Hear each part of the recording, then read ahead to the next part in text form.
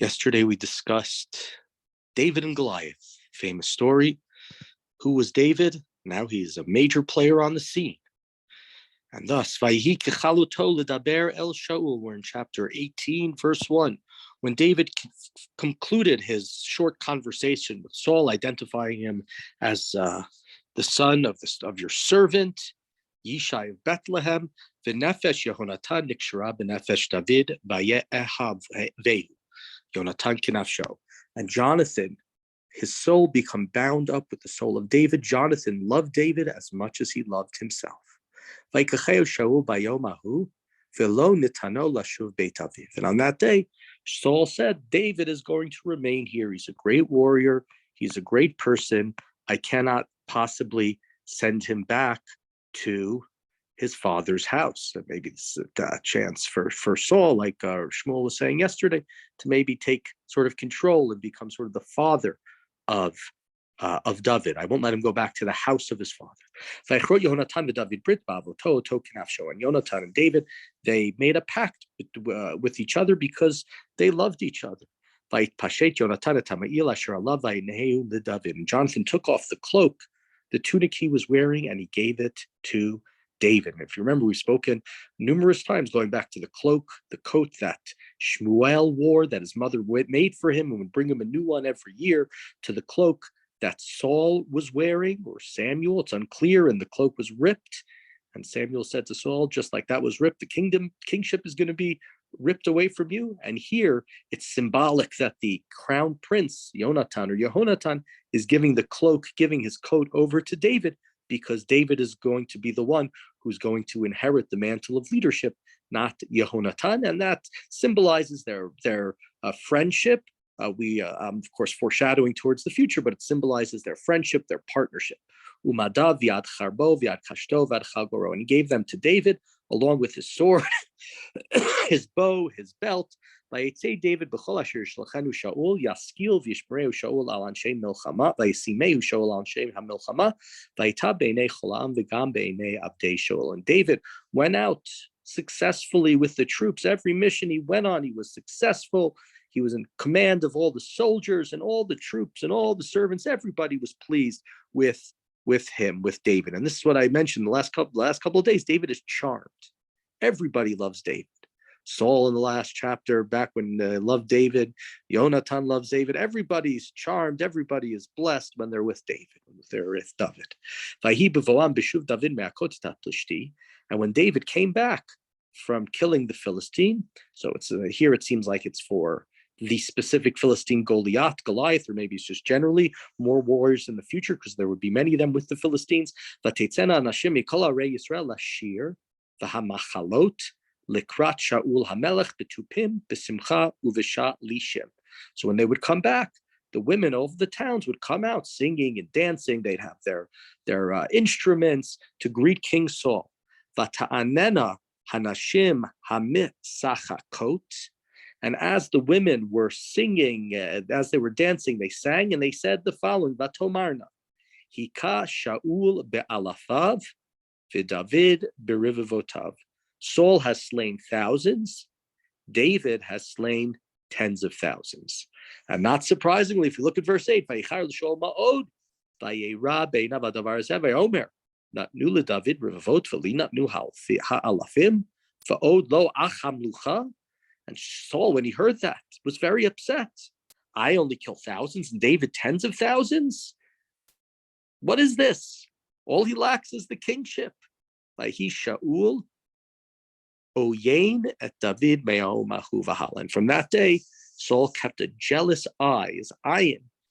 And it's not clear what the word is, avon et David, whether it's some sort of hatred, sin towards David from that day on. So Saul's love for David has now been transformed into jealousy. Vayhi mimacharat. We're in verse 10, pasuk yud.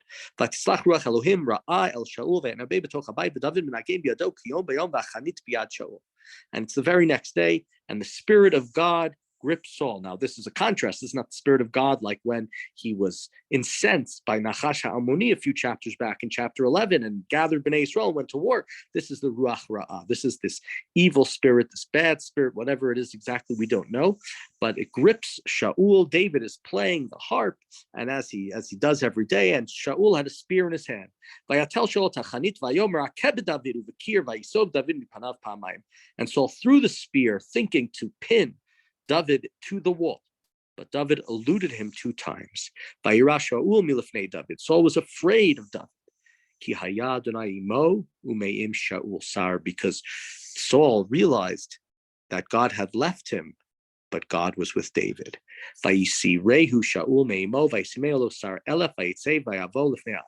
Saul removed him from his presence. Saul didn't want him there in the palace, even though he soothed him with the music and usually brought him into a better spirit.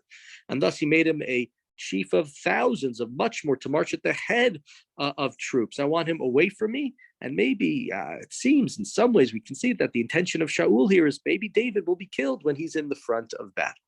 Nevertheless, continuing verse 14, but David was successful. God was with him. And when Shaul realized, saw how successful David was, he further hates him. He dreads him. But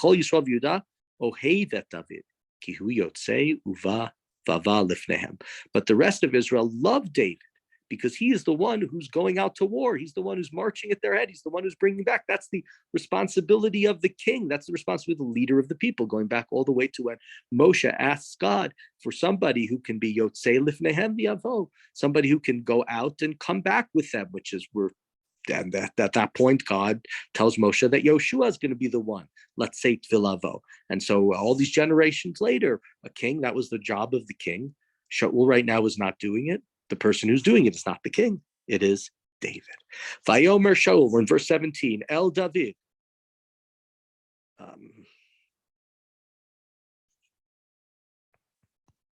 Sorry. I just got a message from Ben asking if we're on, but I don't see him on. Oh, I know I'm reading my recording, but Ben, I apologize. I didn't see you had joined the meeting, so my apologies. I don't know what happened. We're in the middle. We're at verse 17.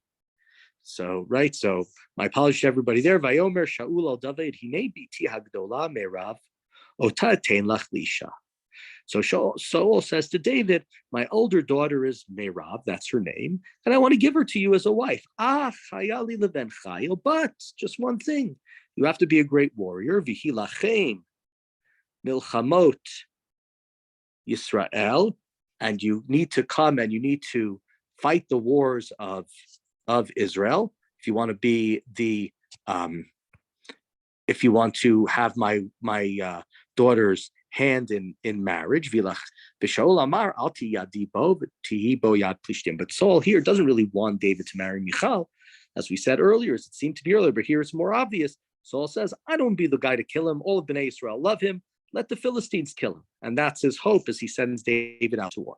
Vayomer David el Shaul, mi anochi mi chayai mi mishpachat avi b'Yisrael ki ech chatan lamelech. And David says to Saul, who am I? How great am I? I'm nobody. I should marry the daughter of the king. I should be the son-in-law of the king. And I don't know how to read this verse here. Is David really such a humble guy, and that's he's saying, or is it false modesty? You could take it in either direction. David to me is a person of great self-worth, but it's really all about God. So I don't know, but that's what he says. But yet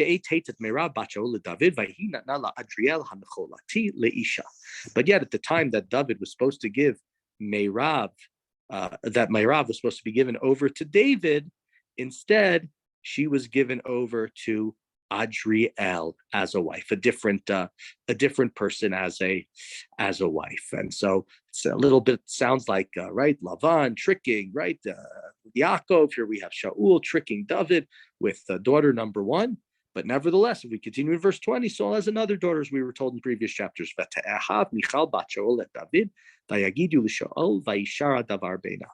His younger daughter Michal, she loved David. And it was told to Saul that she loved David. And Saul said, this is a very good idea. And again, we see somebody, just like everybody loves David first. Shaul loves David. The jealousy gets in the way. Bnei Israel love David. Saul's son, Yonatan, loves David. Saul's daughter, maybe Merav did also. We don't know, but Michal certainly loves David. Vayomer Shaul, verse 21, Et nena lo, utihi lo limokesh, utihi vo yad plishtim. And Saul says, well, I'll give her, I'm going to give Michal to be David's wife, but I'm not, rewarding him, making him the son-in-law of the king. Hopefully she'll trap him. She'll be a snare for him. She'll let the Philistines kill him. Sounds right, going back to the Shimshon story. Vayomer Shaul el David, v'shtayim titchatein b'ayom. And Shaul says to David, if you want to become my son-in-law, so you have to do one more thing. Vayitzav Shaul et avadav dabro el David balat le'mor inei chafetz b'cha hamelech kol avadav ehavucha ve'ata hitchatein b'melech. And Saul instructed his servants to go to David and say, the king is fond of you, he loves you, and so you should become the king's son-in-law. Vayidabru avdei Shaul boznei David atvarim ha'elev v'amar David hanikla b'einechem hitchatein b'melech v'anochi yishrash v'nikla.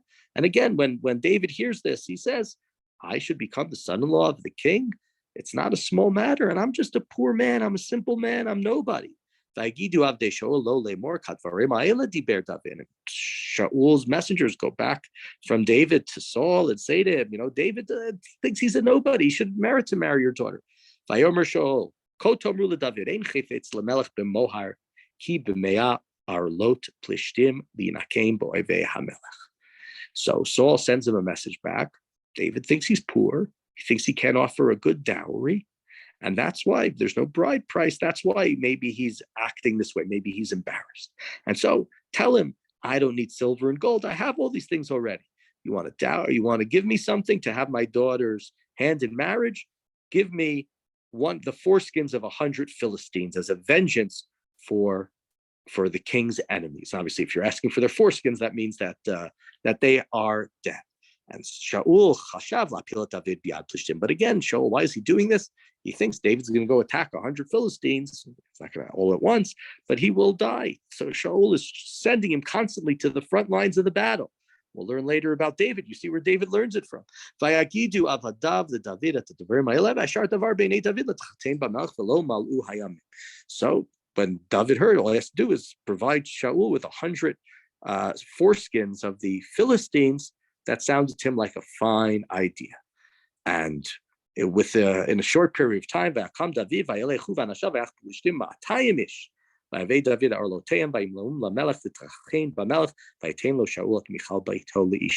Saul requested 100 foreskins.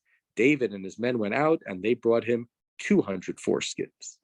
And the king counted, and David became his son-in-law. And so, Michal was given to David in marriage. Vayar Shaul, Vayeda ki Adonai David, uMichal bat Shaul ahevathu. Shaul again realizes that God is with David, no longer with him. But Michal, his daughter, she loves David. Vayasof Shaul leiro mipnei David od, vayi Shaul oyev et David kol hayom. And Shaul grows more and more afraid of David, and David has become his enemy. And as the